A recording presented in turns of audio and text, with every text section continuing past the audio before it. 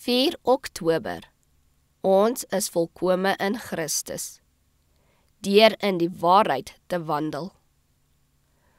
Want ek was baie bly, as daar broeders kom en van jou waarheid getuig, soos jy in die waarheid wandel. 3 Johannes 3. Die Here het werk vir die grootste bekwaamheid wat hy aan die mens vertrou het.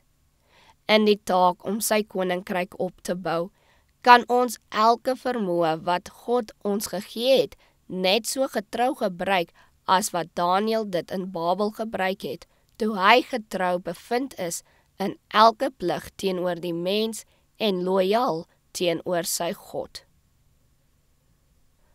God vereis veel meer takt, meer wyse generaalskap as wat tot dusver deur sy diensknegte aan die dag gelê is.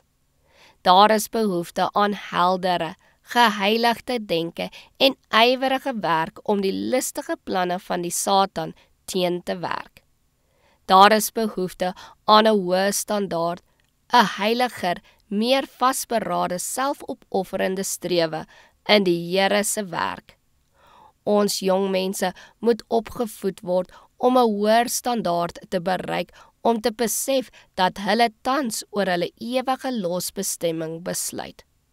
Daar is geen beskerming vir enige een nie, behalwe om die waarheid, soos dit in Jesus is, in die hart te hê. Dit moet deur die Heilige Gees in die hart geplant word. Veel van wat nou vir godsdiens deurgaan, sal van die toneel verdwyn as dit deur die leers van die Satan aangeval word. Niks behalwe die waarheid sal kan standhou nie. Die wysheid wat van bo is, wat die siel sal heilig. Laat niemand hom verbeel dat gemaksig godsdiens is nie.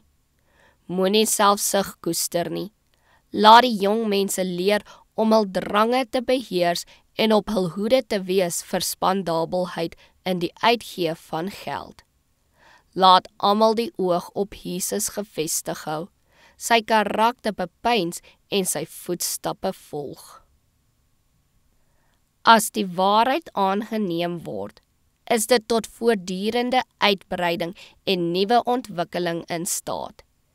Dit sal al helderder word na mate ons dit betrag en dit sal in hoogte en diepte toeneem na mate ons daarna streef om dit aan te gryp.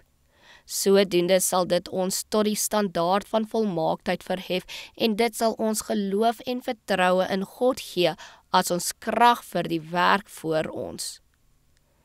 Deur die toepassing van die goddelike waarheid sal die volmaakte beeld van God gevorm word.